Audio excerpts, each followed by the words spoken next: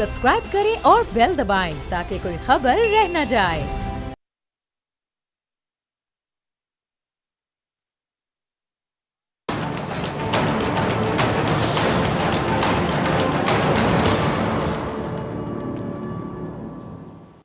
अस्सलामुअलैकुम नाजरीन, मैं हूं डॉक्टर फ़िज़ा अकबर खान और मैं हूं पाकिस्तान और आप देख रहे हैं पाकिस्तान के सबसे बड़े न्यूज़ चैनल का नंबर 1 प्रोग्राम ऐसे नहीं चलेगा। नाजरीन, करबला में 10 मुहर्रम को कायनात ने बंदे के अपने खालिक से इश्क की वो इंतहा देखी जो तारीख़ इस्लाम में इससे पहले कभी ना देखी गई थी। मोहम्मद सल्लल्लाहु अलैहि वसल्लम के नवासे ने इस्लाम की बका के लिए अपना तन, मन, धन सब कुछ कुर्बान कर दिया। करबला तो इमाम हुसैन की शहादत के बाद ख़त्म हो जाती, लेकिन शहादत इमाम हुसैन के बाद एक सफ़र शुरू हुआ। ये सफ़र था पैगाम करबला को आम करने का सफ़र। इस सफ़र की मीरे कारवां बनी इमाम हुसैन की हमशीरा हज़रत ज़ैनब। इमाम सज्जाद और हज़रत ज़ैनब के खुतबात ने पैगाम हुसैन को ना सिर्फ ज़िंदा रखा बल्कि पूरी दुनिया में फैला दिया। और आज आप जिधर नज़र डालेंगे आपको हुसैनियत ज़रूर नज़र आएगी। हुसैन के नाम लेवा आपको यकीनी तौर पे दिखाई देंगे, नज़र आएंगे। ये पैगाम हुसैन था क्या? करबला की रूह आखिर थी क्या, बल्कि है क्या? करबला को हम अपनी ज़ात में कैसे समा सकते हैं? इन तमाम सवालात के जवाब तलाश करेंगे आज उन मौज़िज़ उलमाए कराम से जिनको हमने अपने प्रोग्राम में आज के दिन की मुनासिबत से दावत दी है। हमारे साथ मौजूद हैं मारूफ इस्लामी स्कॉलर्स। हमारे साथ मौजूद होंगे ब्रेक से पहले मुफ्ती नईम साहब और मोहम्मद रमज़ान सहलवी साहब मुफ्ती मोहम्मद रमज़ान सहलवी साहब। और ब्रेक के बाद हमें ज्वाइन करेंगे मारूफ इस्लामी स्कॉलर हैं अलामा अमीन शहीदी साहब। तो सबसे पहले मैं आपकी तरफ आना चाहूँगी मुफ्ती नईम साहब, आपसे जानना चाहूँगी कि यजीद क्यों चाहता था कि इमाम हुसैन उसकी बैत कर लें? बिस्मिल्लाहिर्रहमानिर्रहीम। वाक़या करबला जो है तारीख़ इंसानियत के अंदर इससे बड़ी मज़लूमियत नहीं होगी जिस तरह नवासे रसूल सल्लल्लाहु अलैहि वसल्लम के साथ हुआ। हज़रत हुसैन इब्न अली रज़ी अल्लाहु अन्हु एक मरतबा आपने उनको गोद में उठाया और उठाकर उस वक्त छोटी सी उम्र थी उनकी। उठाने के बाद नबी अलैहिस्सलाम रोने लगे और आपने फरमाया कि हुसैन मिन्नी व अना मिन्हु, हुसैन मुझसे है और मैं उससे हूँ। और फिर ये भी फरमाया कि मेरा नवासा जो है ये शहीद कर दिया जाएगा। और उसके बाद आप रोने लगे।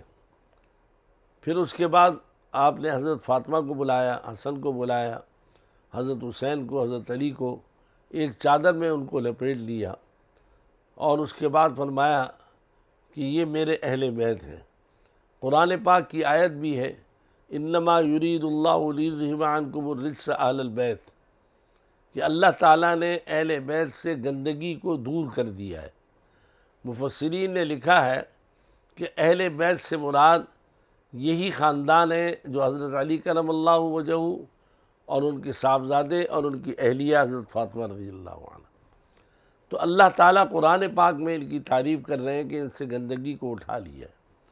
हज़रत हुसैन रज़ियल्लाहु अन्हु जब निकले हैं मदीना तय्यबा से, तो दरअसल बुनियादी बात ये थी कि यजीद चाहता था कि हुकूमत मेरी कायम रहे और उसके लिए सबसे बड़ी रुकावट जो है वो नवासे रसूल थे।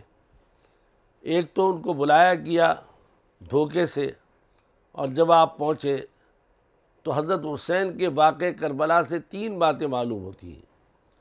एक बात तो ये है कि सब्र, कि इतना बड़ा उन्होंने जुल्म किया लेकिन बिल्कुल सब्र किया। दूसरी बात इस्तिक़ामत, 72 अफराद थे कुल और मुकाबला ये थी यजीद की फ़ौज से था, और जिसमें मासूम बच्चे, औरतें, ख़वातीन, सब ने सब्र व इस्तिक़ामत का किया मुकाबला। और उसके साथ सबसे बड़ी बात यह है, ये हज़रत हुसैन से बैत करना चाहते थे। हज़रत हुसैन रज़ियल्लाहु अन्हु समझ रहे थे कि ये बातिल है, یہ ناحق ہے، تو یہ حق کے مقابلے میں جم گئے، اور حق کے مقابلے میں جم جانا یہ کوئی معمولی بات نہیں تھی کہ حضرت حسین رضی اللہ عنہ نے اپنے معصوم بچوں کو بھی شہید کروا دیا، خواتین کو بھی شہید کروا دیا، لیکن یہ ہے کہ باطل کے آگے گردن نہیں جھکائی، اور اسی وجہ سے اللہ تعالیٰ کہتے ہیں جاء الحق وزہق الباطل، جب حق آ جائے گا تو باطل چلا ہی جائے گا۔ آج آپ یہ دیکھیے، کوئی آدمی اپنے بیٹے کا نام یزید رکھنے کو تیار ہے؟ کوئی تیار نہیں ہے۔ تو اتنی بدنامی اس کی ہے کہ آج تاریخ انسانیت کے اندر کوئی آدمی اپنے بچے کا نام جو ہے یزید رکھنے کو تیار نہیں، اور ہر آدمی تیار ہے کہ میں نواسے رسول اللہ صلی اللہ علیہ وسلم کا نام رکھوں، حسین رکھوں، حسن بلکہ مفتی رکھوں۔ صاحب سوری میں آپ کی بات کاٹ رہی ہوں، بلکہ ہم کسی کو تانا دینا چاہیں تم ظالم ہو، اور ظلم اینڈ تک پہنچ جائے تو ہم کہتے ہیں کہ تم یزید ہو۔ جی بالکل، اور انہوں نے ظلم کی انتہا کر دی۔ آپ یہ سوچئے کہ معصوم بچے، گود کے بچے، ان کو مار دیا، تو واقع کربلا کو بھلانا یہ ناممکن بات ہے، اور اس لیے ناممکن ہے کہ ایسی ظلمن شہادت، مقام تو ملا ہے، اللہ نے بڑا اونچا دیا ہے، شہادت کا مقام ہے۔ اللہ تعالیٰ قرآن پاک میں فرماتے ہیں وَلَا تَقُولُوا لِمَنْ يُقْتَلُ فِي سَبِيلِ اللَّهِ أَمْوَاتٌ، جو لوگ اللہ کے راستے میں مارے جائیں ان کو مردہ موت کو مت کہو، وہ زندہ ہیں، اللہ کے یہاں وہ زندہ ہیں، ان کا مقام ہے۔ نبی علیہ السلام نے تمنا ظاہر کی ہے کہ میرا دل چاہتا ہے کہ میں اللہ کے راستے میں مارا جاؤں، پھر زندہ کیا جاؤں، پھر مارا جاؤں، پھر زندہ کیا جاؤں، پھر مارا جاؤں، پھر زندہ کیے جاؤں۔ تو اللہ تعالیٰ نے حضرت حسین کو تو وہ مقام دے دیا جو قیامت تک کی انسانیت کے لیے کافی ہے، اور یزید کو وہ مقام ملا کہ دنیا کا ہر آدمی یہ کہتا ہے کہ یہ ظالم ہے، کوئی نام رکھنے کو تیار نہیں اپنی اولاد کا، اپنے بچوں کا۔ اس سے آپ اندازہ کریے کہ کتنا بڑا اس نے نقصان کیا ہے، اپنی تباہی کا کوئی حد نہیں۔ بالکل صحیح کہا آپ نے۔ ٹھیک ہے جی، مفتی محمد رمضان سیلوی صاحب، آپ کو شامل گفتگو کرنا چاہوں گی، آپ کی طرف آنا چاہوں گی۔ ہم یہ جی ہم یہ سنتے ہیں، مفتی رمضان صاحب میرا آپ سے سوال ہے، محمد رمضان صاحب، ہم یہ سنتے ہیں اور سنتے چلے آ رہے ہیں، اور بالکل حقیقت کہ اسلام زندہ ہوتا ہے ہر کربلا کے بعد، یہ کیوں کہا جاتا ہے؟ کس تناظر میں یہ بات کی جاتی ہے؟ میں چاہتی ہوں آپ ذرا روشنی ڈالیں۔ جی ڈاکٹر صاحبہ بہت شکریہ آپ کا۔ بات اصل میں یہ ہے کہ جب ہم حضرت امام علی مقام سید الشہداء حضرت امام حسین رضی اللہ تعالیٰ عنہ کی مقاصد اور اس پورے سفر میں جو ٹارگٹس تھے، اگر ان کو ایک نظر دیکھ لیں تو ہمیں بڑی آسانی سے سمجھ آ جائے گی کہ حضرت امام علی مقام امام حسین رضی اللہ تعالیٰ عنہ نے اپنی شہادت کے ذریعے سے اسلام کو، اسلام کی تعلیمات کو، اور دوسرے لفظوں میں حسینیت کو، اسلام کو ایک ایسا ٹائٹل عطا کر دیا ہے، اور وہ ٹائٹل یہ ہے کہ جہاں ظلم ہوگا، جہاں بربریت ہوگی، جہاں زیادتی ہوگی، جہاں قتل و غارت ہوگا، جہاں انسانیت کے حوالے سے کسی بھی طریقے کی تذلیل کا سامان ہوگا، آپ سمجھ لیجئے کہ وہ علامت ہے یزیدیت کی۔ اور اس کے مقابلے میں جب حق کی بات ہوگی، جب سچ کی بات ہوگی، جب صداقت کی بات ہوگی، جب مظلوم کی داد رسی کی بات ہوگی، جب حق کے لیے آواز بلند کرنے کی بات ہوگی، تو اس کا نام حسینیت بنے گا۔ اور قرآن مجید میں جو اللہ نے فرمایا نا کہ وَلَا تَقُولُوا لِمَنْ يُقْتَلُ فِي سَبِيلِ اللَّهِ أَمْوَاتٌ بَلْ أَحْيَاءٌ وَلَكِنْ لَا تَشْعُرُونَ، کہ اللہ کے رستے میں جو شہید کر دیے جائیں تم انہیں مردہ نہ کہو بلکہ وہ زندہ ہیں۔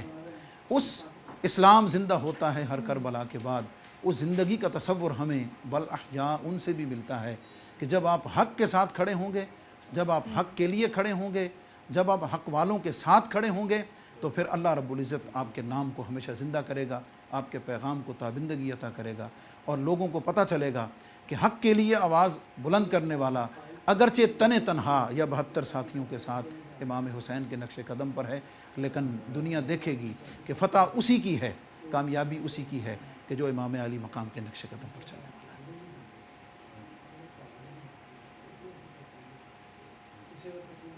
ہے۔ ٹھیک ہے جی، میں دوبارہ مفتی نعیم صاحب آپ کی طرف آنا چاہوں گی۔ آپ نے ایک بڑی اچھی اور گہری بات ابھی کی تھی اپنی گفتگو میں، پھر میں مفتی صاحب کی طرف چلی گئی تھی، رمضان صاحب کی طرف، تو میں نے سوچا میں آپ سے پوچھوں گی جب میں آپ کی طرف آؤں گی۔ آپ نے بات کی کہ بچوں کو بھی شہید کر دیا گیا، اب دیکھیں نا کہ 6 مہینے کے ایک بچے کو اگر کوئی شہید کر دے، اس کا مطلب ہے کہ وہ امام حسین کی بہادری سے اتنا ڈرتا تھا یزید، اور کہ وہ بچوں کو بھی، یعنی ان کی نسلوں کو بھی ختم کرنا چاہتا تھا. یعنی وہ 6 مہینے کے بچے سے ڈر گیا کہ یہ جب بڑا ہوگا یہ بھی حسین کی طرح بہادر ہوگا، لیکن حسینیت کو نہ ختم کر سکا وہ. جی بالکل صحیح ہے کہ حضرت حسین رضی اللہ عنہ نے، میں نے ابتدا میں بتایا، صبر، استقامت، شجاعت اور جرت، اور اپنی اولاد میں 6 مہینے کے بچے کو بھی اللہ کے راستے میں پیش کر دیا. تاریخ انسانیت کے اندر آپ یہ بتائیے کہ ایسی مثال کہاں ملے گی. اس لیے میں سمجھتا ہوں کہ واقعہ کربلا جو ہے یہ ہر دور کے اندر ہوتا ہے. اب آپ دیکھیے آج کشمیر کے اندر جو مسلمانوں پر مظالم ہو رہے ہیں، اور اس کے مقابلے میں کشمیری نوجوان مسلمان جمے ہوئے ہیں، اور وہ یہی مسئلہ ہے جیسے حضرت حسین رضی اللہ عنہ جمے، وہ استقامت سے جمے ہوئے ہیں. 35 دن ہو گئے، کھانے کو نہیں، پینے کو نہیں ہے، دوائی نہیں ہے، یہاں تک کہ سنا جا رہا ہے کہ جو ان کی اموات ہو رہی ہیں ان کو گھروں میں دفنا رہے ہیں، لیکن وہ حق کے آگے قائم ہیں. تمام حکومت مل کر جو ہے ان کا کچھ نہیں بگاڑ سکی. تو میں سمجھتا ہوں اس واقعے کو اگر آپ ادھر ملائیں تو حقیقتاً یہ بھی جو کشمیریوں پر مظالم ہو رہے ہیں تو اس کی مثال بھی تاریخ انسانیت میں نہیں ملی.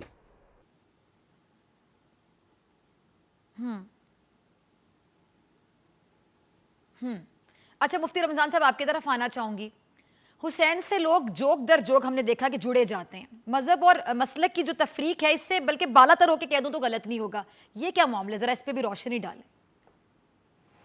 دیکھیں بات یہ ہے کہ حضرت امام حسین رضی اللہ تعالیٰ عنہ کی جو مرکزیت ہے نا اسلام میں، بنیادی طور پر اس کو سمجھنے کی ضرورت ہے. ایک تو ہے امام علی مقام کا نظریہ، امام علی مقام کی سوچ، امام علی مقام کی فکر، حریت کی، آزادی کی، حق کے لیے آواز کو بلند کرنے کی. دوسری ہے حضرت امام علی مقام، حضرت امام حسین رضی اللہ تعالیٰ عنہ کی اپنی ذاتی شخصیت. آپ دیکھیں کہ والد گرامی کو دیکھیں تو حضرت علی المرتضیٰ جیسا باپ کوئی نہیں، والدہ کی طرف دیکھیں سیدہ فاطمہ الزہرا جیسی ماں کوئی نہیں، بھائی کی طرف دیکھیں تو امام حسن جیسا کوئی برادر اکبر اور کوئی اس شان والا بھائی نہیں، نانا کو دیکھیں تو سید الانبیاء محمد مصطفیٰ صلی اللہ علیہ وسلم کی ذات ہے. تو ذات میں مرکزیت، محبت، جامعیت اس قدر سمٹی ہوئی ہے کہ بلا تفریق مسلک و مذہب، آپ کہہ لیجئے کہ انسان کو بیدار تو لینے دو، ہر قوم کو پکارے گی کہ ہمارے ہے حسین. یہ امام علی مقام کی خداداد مقبولیت ہے، یہ آپ کی خداداد اللہ رب العزت کی بارگاہ میں اور عوام میں، اور شہادت اور مظلومیت کی وجہ سے آپ کی ایک ایسی عالمگیریت اور عالمگیر پاپولرٹی ہے کہ جس میں مسلک، مذہب کی قید میں کہتا ہوں پیچھے رہ جاتی ہے. وہ نظریہ اتنا مضبوط ہے، وہ تھاٹ اتنی مضبوط ہے، وہ فکر اتنی مضبوط ہے، اتنی سٹرونگ ہے. اور اس فکر اور تھاٹ جس کو حسینیت کا ٹائٹل دیا جاتا ہے، اس کے پیچھے اصل میں پاور اتنی زیادہ ہے اور مظلومیت کی وہ منظر کشی اتنی زیادہ ہے کہ تاریخ اسلام میں ہی نہیں پوری تاریخ انسانی میں اس کی مثال نہیں ملتی ہے، جس کی وجہ سے اس شہادت کو، امام علی مقام کے نظریے کو، امام علی مقام کی شخصیت کو اتنی جاویدانی عطا ہو گئی ہے اور اتنی محبوبیت عطا ہو گئی ہے کہ وہ محبوبیت کسی اور کے حصے میں آ نہیں سکتی ہے. اس لیے ہر کوئی اپنے آپ کو حسینی کہتے ہوئے، اپنے آپ کو امام حسین کا محبت کرنے والا کہتے ہوئے، اپنے آپ کو امام حسین کے ساتھ لنک کرتے ہوئے خوشی محسوس کرتا ہے، اپنے آپ میں پراؤڈ فیل کرتا ہے کہ میں حسینی ہوں. کیا مطلب کہ بھئی مجھے میرا ٹائٹل اور میری پہچان امام علی مقام کے حوالے سے ہے. اس وجہ سے ہر ایک اس نظریے، سوچ اور شخصیت کی وجہ سے امام علی مقام کے ساتھ اپنے آپ کو جوڑنا، منسوب کرنا، ان کے ساتھ اپنے تعلق کو بیان کرنا اپنے لیے باعث فخر سمجھتا ہے. اور یہ سعادت امام علی مقام اور شہدائے کربلا، واقعہ کربلا، امام علی مقام کے ذریعے سے امت کو ہی نہیں پوری انسانیت کو عطا ہوئی ہے. ابھی مفتی نعیم صاحب نے بڑا خوبصورت کشمیر کے مظلوم مسلمانوں کا ذکر کیا ہے، تو ہم کیوں نہ کہیں کہ وہ کشمیری مسلمان ہمارے بھائی جو ہیں وہ بنیادی طور پر جس مظلومیت کے اندر موجود ہیں، ایک کربلا وہاں ہوئی تھی، ایک کربلا آج کشمیر میں ہے، اور حسین کے علم بردار، حسینیت کے علم بردار آج بھی کشمیریوں کے ساتھ ہیں. اس لیے کہ مظلوم کا ساتھ دینا ہی حسینیت ہے، اور جو حسینیت سے، حسین سے محبت کرتا ہے وہ یقیناً اپنے آپ کو باعث عزت اور باعث شرف محسوس کرتا ہے. اس لیے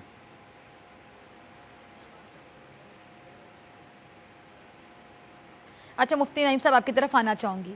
एक सवाल जो मेरे जहन में आया कि क्या इमाम हुसैन का अपने लश्कर के हमरा 2-3 या हम कह सकते 4 नुक्तों पर इख्तिलाफ करना और फिर जंग का माहौल बन जाना, क्या यही मुकम्मल बात है या फिर इसके पीछे कोई हम कह सकते हैं कि कोई बड़ा फ़लसफ़ा है? देखिए, इमाम हुसैन रज़ी अल्लाह अन्हु जंग के लिए नहीं गए थे। वहाँ तो कूफा वालों ने बेवफाई की है। पहले उनको बुलाया कि आप आ जाएं, हम सब कुछ मानने को तैयार हैं आपकी बातें, और जब वहाँ पहुँचे हैं तो जंग का समा खुद बनाया उन्होंने, और उन्होंने जंग का समा बनाकर आखिर में तो यहाँ तक उन्होंने कहा कि मुझे मिला दो उससे ताकि मैं बात कर लूँ, लेकिन बात करने की भी इजाज़त नहीं दी, और खेमों के अंदर घुस गए, उनको आग लगा दी और जला दिया और ये कर दिया। तो मालूम ये हुआ कि उनका पिली पिलाने की ये मंसूबा था कि इनको किसी तरह बुलाया जाए और बुलाने के बाद कूफा बुलाकर फिर इस तरीके से किया जाए, वरना वो जंग की नीयत से नहीं गए थे। उन्हें तो ये कहा गया था कि आप आएँ और आकर जो है हम आपसे बातचीत करके मामलात को तय करते हैं, और उसके बाद उन्होंने धोखा दिया, फरेब किया, और ये वाक़या पेश आया।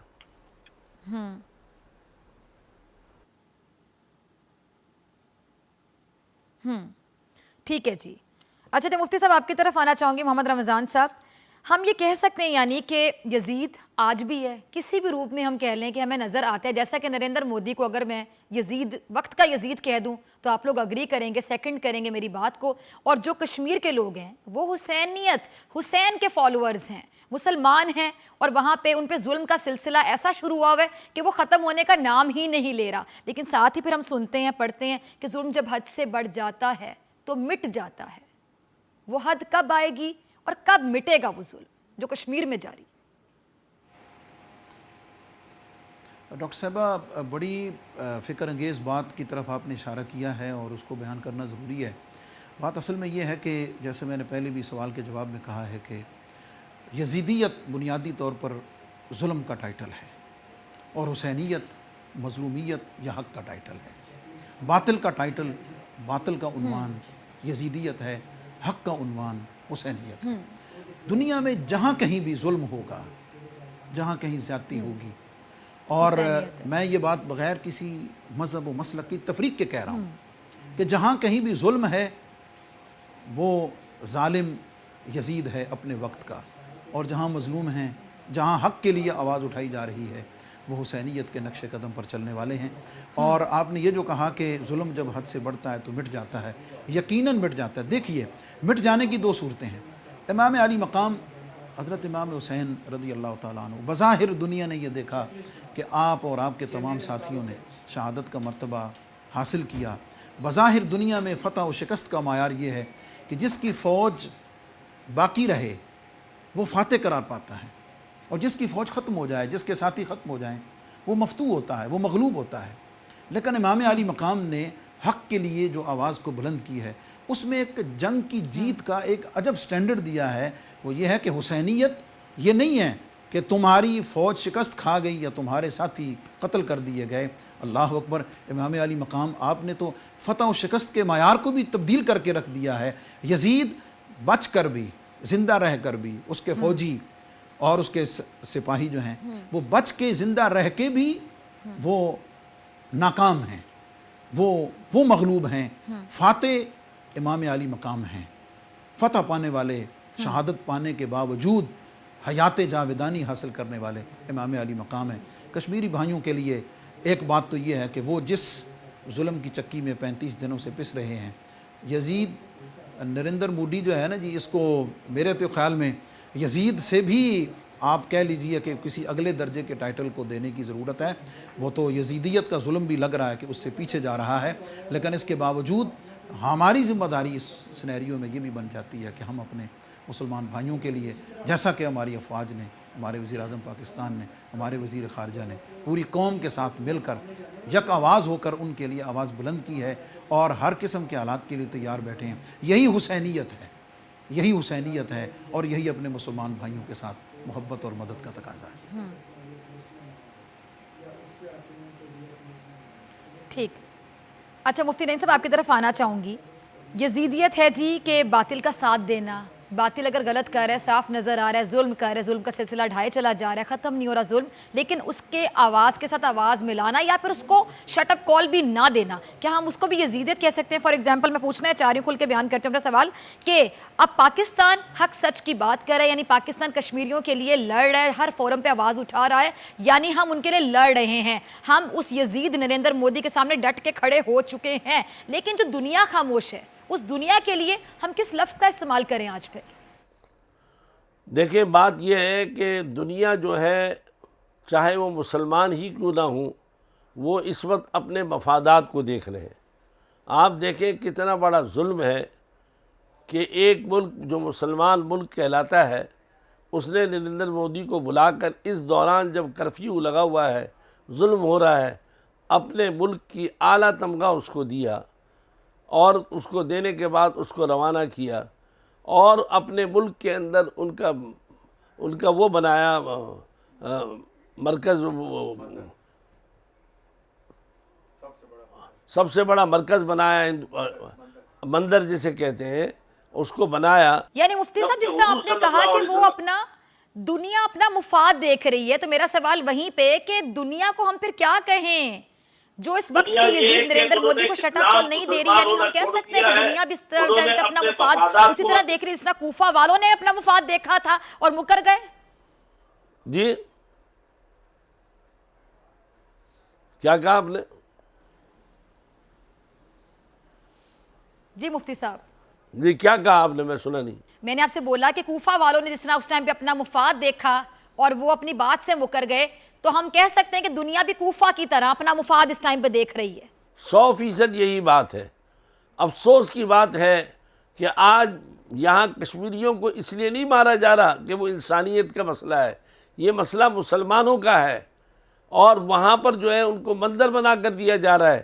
حضور صلی اللہ علیہ وسلم نے فرمایا کہ جزیرہ عرب سے یہود و نصارہ اور مشرکین کو نکالو، یہ مشرکی کے لیے مندر بنا رہے ہیں اور ان کو جگہ دے رہے ہیں، یہ حکمران ظالم ہیں، اور انہوں نے ظلم کیا ہے بہت بڑا جو اس طرح کر کے، اور یہ بچیں گے نہیں، اس لیے کہ انہوں نے جو ہے مظلوم کا ساتھ چھوڑ کے ظالموں کا ساتھ دیا ہے اور ظالموں کا استقبال کیا ہے۔ اس لیے میں سمجھتا ہوں اس کی جتنی مذمت کی جائے وہ کم ہے، اور اس کے لیے سوچنے والی بات ہے کہ عالم اسلام جو ہے، ہم کافر کو تو نہ کہیں، غیر مسلم کو تو نہ کہیں، عالم اسلام اب تک اس پر آواز نہیں اٹھا رہا۔ 34-35 دن ہو گئے ظلم ہوتے ہوئے، تو اب آپ دوسروں کو کیا کہیں گے؟ پاکستان ہی ایک ایسا ہے اور چند ممالک ایسے ہیں جو اس وقت کشمیریوں کے لیے آواز اٹھا رہے ہیں، باقی تمام ممالک خاموش بیٹھے ہوئے ہیں۔ یہ انتہائی افسوسناک بات ہے، اس پر تمام دنیا کے مسلمانوں کو افسوس کرنا چاہیے اور ان کی مذمت کرنی چاہیے۔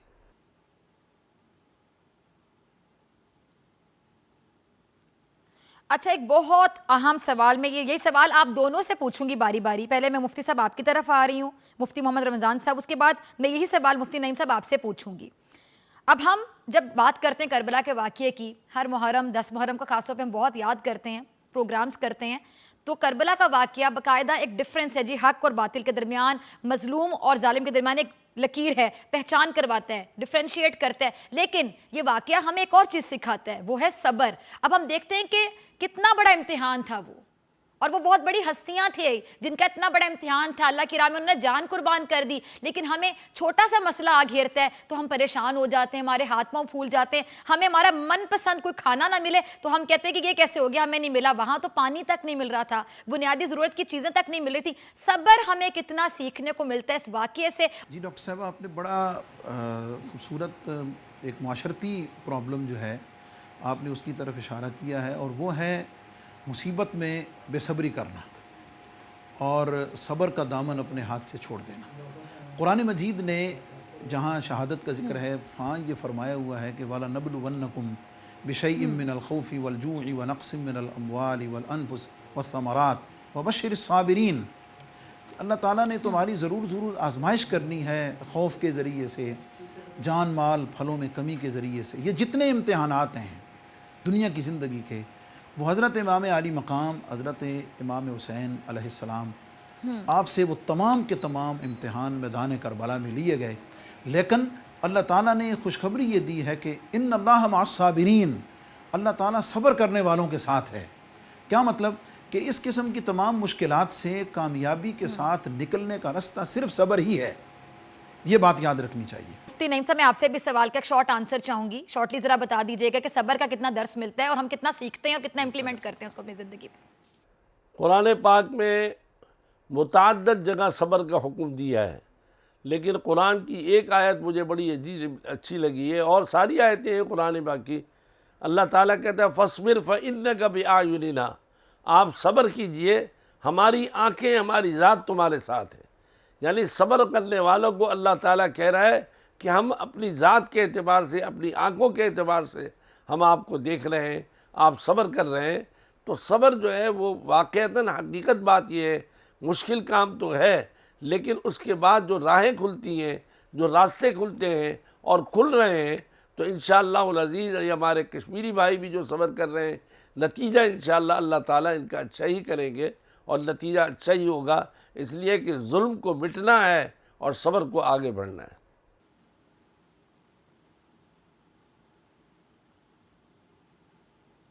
بے شک۔ مفتی نعیم صاحب اور مفتی محمد رمضان صاحب، آپ دونوں کا بہت شکریہ۔ مجھے بریک پہ جانا ہے، بریک سے آنے کے بعد ہمارے ساتھ ہوں گے امین شہیدی صاحب۔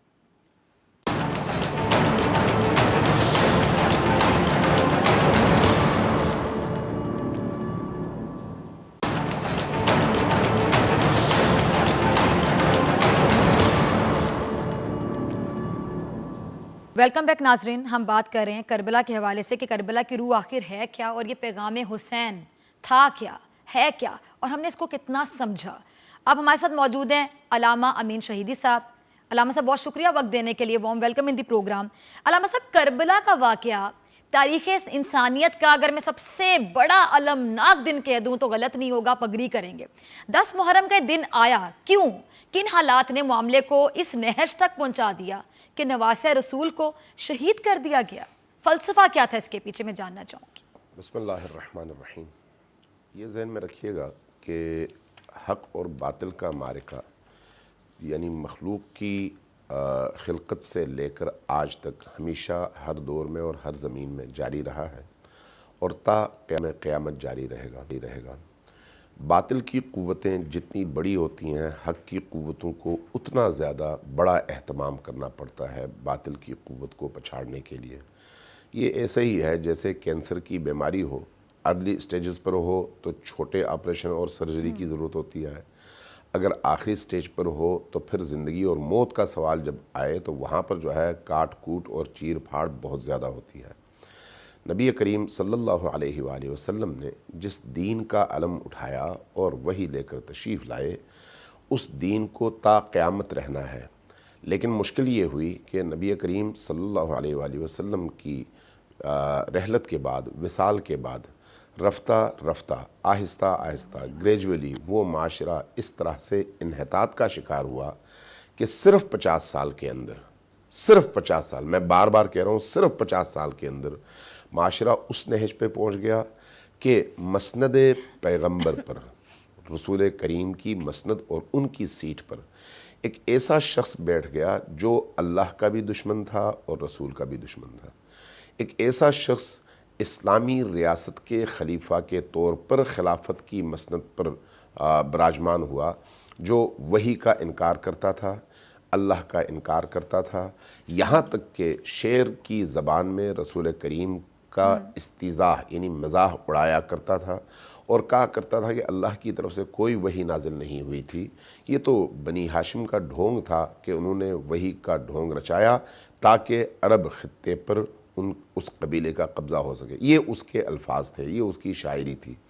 یہاں تک بات پہنچ گئی تھی کہ اس نے قرآن کا انکار کیا، قرآنی آیات میں تبدیلی کی۔ یہاں تک بات پہنچی کہ اس نے لوٹ مار کا سلسلہ عام کیا، رسول اللہ کے گھرانے کے لوگوں کو بھی اور رسول اللہ کے اصحاب کو بھی چن چن کر قتل کروانا شروع کیا۔ یہاں تک نوبت پہنچی کہ اس نے اللہ کے حلال کیے ہوئے امور کو حرام کرنا شروع کر دیا اور حرام کیے ہوئے امور کو حلال کرنا شروع کر دیا۔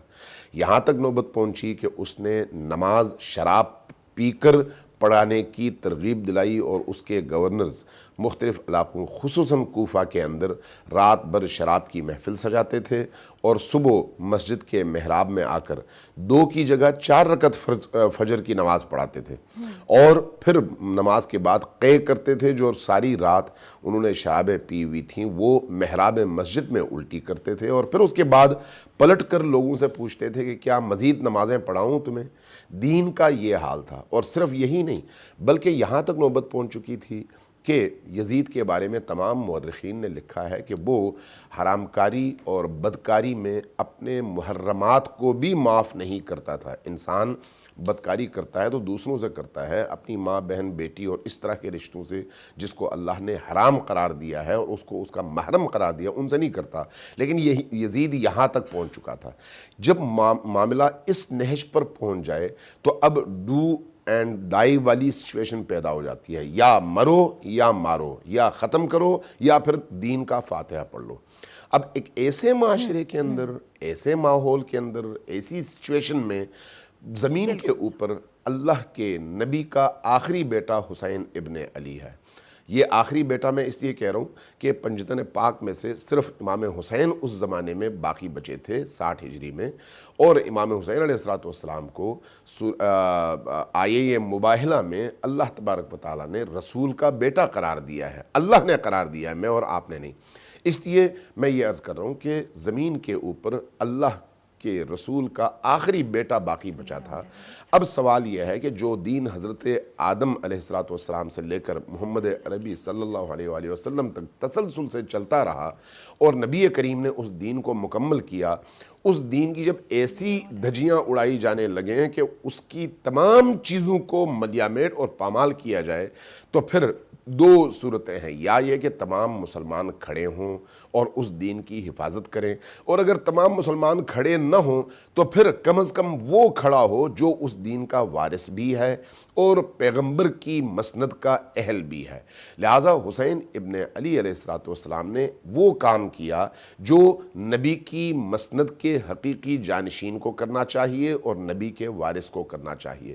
اس لیے ہم امام حسین علیہ السلام کی زیارات میں پڑھتے ہیں کہ السلام علیک یا وارث آدم صفی اللہ، اے حضرت آدم کے وارث حسین تم پر ہمارا سلام ہو۔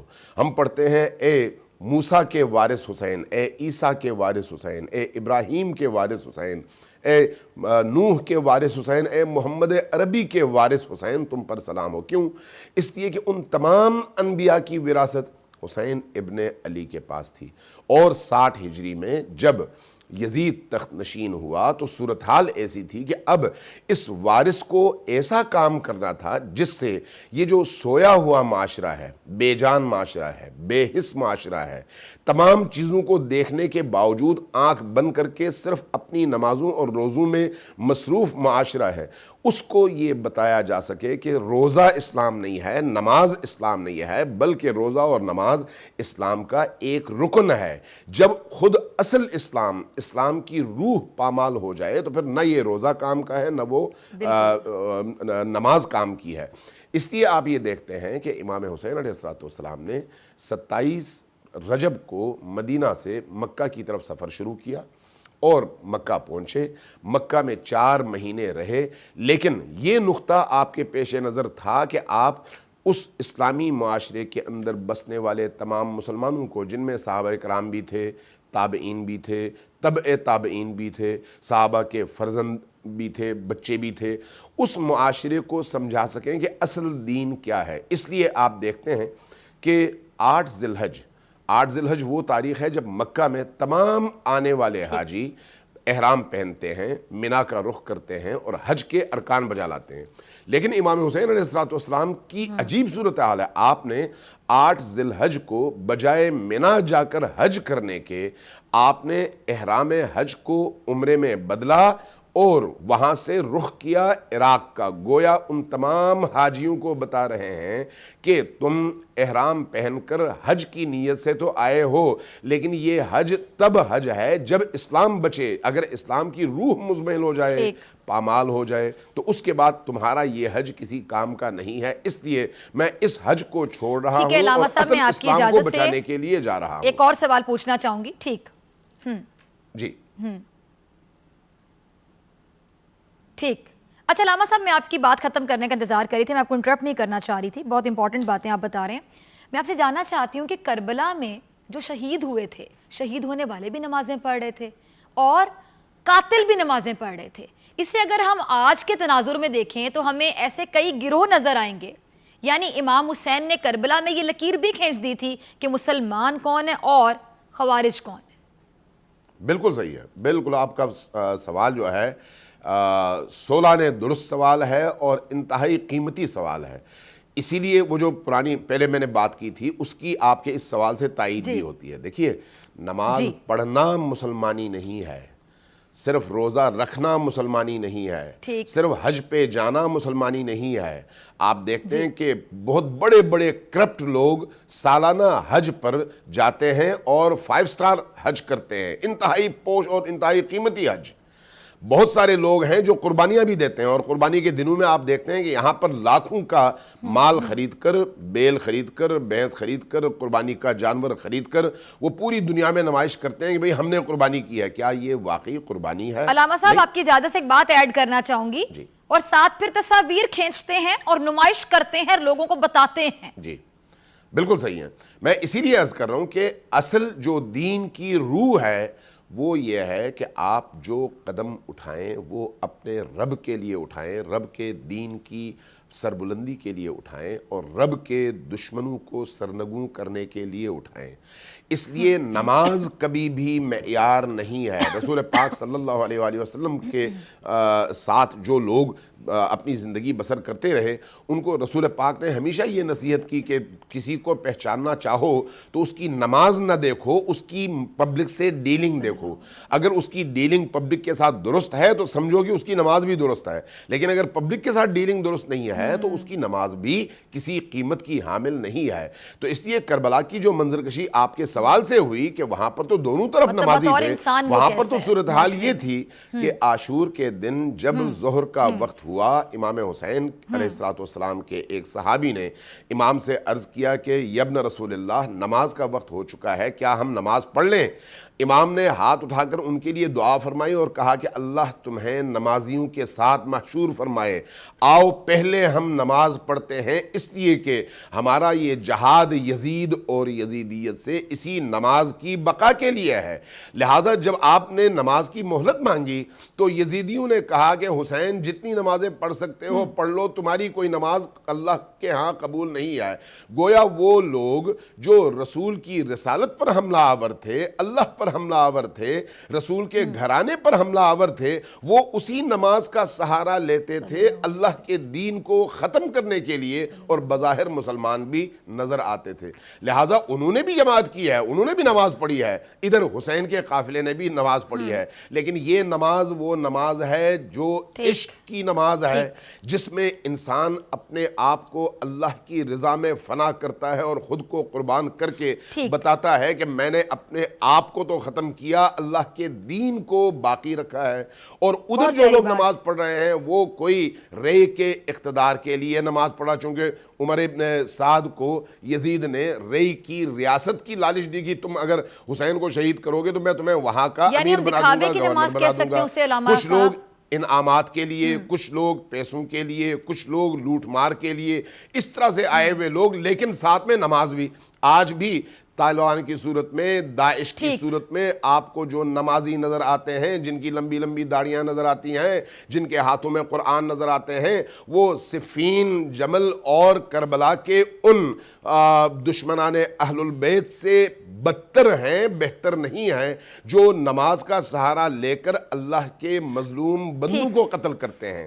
لہٰذا کربلا نے ایک خط اور لکیر کھینچ دی حق اور باطل کے درمیان. ٹھیک ہے علامہ صاحب، اپنے قیمتی سوال بولا، قیمتی سوال کا آپ نے بہت قیمتی جواب دیا. اب میرے پاس آخری 2 منٹ ہیں اور میں چاہوں گی کہ آپ کی موجودگی کا فائدہ اٹھاتے ہوئے ہم آپ کے نالج سے ذرا مستفید خود بھی ہوں اور ناظرین کو بھی کریں. یہ سوال میں نے بریک سے پہلے مفتی رمضان اور مفتی نعیم صاحب سے بھی پوچھا. میں آپ سے بھی جاننا چاہوں گی کہ وہ لوگ جس طرح کہ آپ نے بتایا کہ کچھ نمازی ایسے ہوتے ہیں, وہ لوگ جو فتوے بانٹتے پھرتے ہیں سوری ٹو سے اس بات کے کہ کس کے آگے کس کی فلاں بات آ گئی, کس کو کس چیز کی سزا مل گئی, کس کو کس چیز کی جزا مل گئی, وہ کون ہوتے ہیں ڈیسائیڈ کرنے والے؟ فار ایگزامپل پوچھنا میں چاہ رہی ہوں کہ کربلا کا واقعہ, محرم کا واقعہ ہمیں صبر سکھاتا ہے, ہمیں بتاتا ہے کہ صبر کیا ہوتا ہے, امتحان کیا ہوتا ہے. آپ نے بھی سنا ہوگا, میں نے بھی اکثر دیکھا کہ کسی کے ساتھ کچھ برا ہو جائے تو ہم اس کے زخم پہ مرہم نہیں رکھتے, بلکہ ہم نمک چھڑکتے ہیں یہ کہہ کے کہ دیکھا تمہارے ساتھ تو یہ ہونا تھا, یہ تو تمہارے ساتھ صحیح ہو گیا, تمہیں سزا مل گئی. وہ امتحان بھی تو ہو سکتا ہے نا علامہ صاحب. ہم سزا کیوں کہتے ہیں, کسی کو تانا دینے کے لیے کیوں فوراً چلے جاتے ہیں, ہم اس کے زخموں پہ نمک کیوں چھڑکتے ہیں بطور معاشرہ؟ ہم کہاں جا رہے ہیں, کہاں کھڑے ہیں؟ دیکھیے, ہمارے معاشرے کا المیہ یہ ہے کہ ہم جب دین کی بات کرنا چاہتے ہیں تو خود اللہ کی کرسی, اللہ کی سیٹ, اللہ کی مسند پر بیٹھ کر خدائی فیصلے اپنے ہاتھوں میں لے لیتے ہیں, جبکہ یہ اختیار نہ اللہ نے ہمیں دیا ہے اور نہ اللہ کے رسول نے ہمیں دیا ہے. کسی شخص کے عمل کی قبولیت اور عدم قبولیت کا معیار اس کی نیت ہے, نیت کا تعلق دل سے ہے اور دل کا مالک اللہ ہے. اس لیے مجھے, آپ کو, کسی مفتی کو, کسی عالم کو, کسی پروفیسر کو, کسی اور شخص کو یہ حق کبھی بھی نہیں پہنچتا کہ کسی کے عمل کے بارے میں کوئی معیار قائم کروں اور فتوے دوں.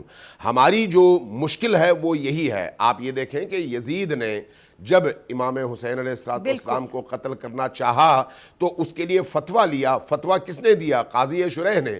کیا کہہ کر کہ یزید نے امیر المؤمنین کے خلاف قیام کیا ہے اور یہ اسلامی ریاست کے خلاف بغاوت ہے اور بغاوت کی سزا موت ہے, اس لیے امام حسین کو قتل کرنا جائز ہے. یہ فتویٰ لیا گیا نا. تو جب آپ اس طرح سے جب ظلم کو بچانے کے لیے, ظالم کے دفاع کے لیے, مظلوم کے قتل عام کے لیے اس طرح کے فتوے بانٹتے ہیں تو یہ دین کا فتویٰ نہیں ہے, یہ دکانداری ہے, صرف اور صرف اپنی خواہشات کی تکمیل کے لیے اور پیٹ بھرنے کے لیے, جو آج بھی آپ کو گلی گلی فتوے بٹتے ہوئے نظر آتے ہیں, چاہے کسی کے بارے میں بھی ہو. یہ وہ لوگ ہیں جنہوں نے اپنے آپ کو خدا کی جگہ رکھ کر اس کی مسند سنبھالی ہے اور نعوذ باللہ سمجھتے ہیں کہ دین ان کا مرہون منت ہے. ایسا نہیں ہے.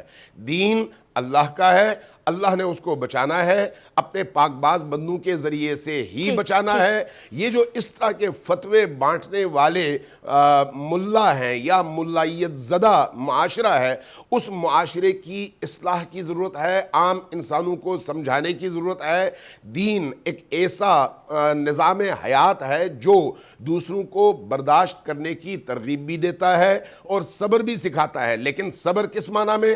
ظلم کے مقابلے میں استقامت کو صبر کہتے ہیں, ظلم کے مقابلے میں سر اٹھا کر جینے کو صبر کہتے ہیں, ظالم کی کلائی پکڑ کر موڑنے کو صبر کہتے ہیں, ظالم کو اپنی سرزمین سے نکالنے کو صبر کہا جاتا ہے. بہت کچھ سیکھنے کا موقع ملتا ہے لیکن ٹائم کی کمی ہے تو مجھے اجازت لینی ہے آپ سے. پروگرام کی کلوزنگ کا وقت آ گیا اور میں بھی جانے سے پہلے صرف یہ کہنا چاہوں گی کہ محرم کا مہینہ جب آتا ہے تو پورے محرم میں ہم کربلا کے واقعات کو یاد کرتے ہیں. ہم اس کو بہت ہی یاد کرنے سے ہم بتاتے ہیں, پریکٹیکلی بتاتے ہیں کہ ہم نے یاد رکھا, اس واقعے کو یاد رکھیے. لیکن پلیز یہ جو دل دہلا دینے والا واقعہ ہوا تھا, جو کہ واقعی ایک دل دہلا دینا, میں چھوٹا لفظ استعمال کر رہی ہوں, اس واقعے کی روح کو سمجھیں. وہ آپ کو کیا سکھاتا ہے, کیا سبق ملتا ہے آپ کو سیکھنے کو, اس کو اپنی زندگی میں امپلیمنٹ کریں. صبر صبر صبر. اسی کے ساتھ ڈاکٹر فضا اکبر خان کو دیجیے اجازت. ملاقات ہوگی انشاءاللہ کل سیم ٹائم سیم چینل. اگر زندگی نے وفا کی, دعا میں یاد رکھے گا, ڈھیر سارا خیال رکھے گا. اللہ نے کے بعد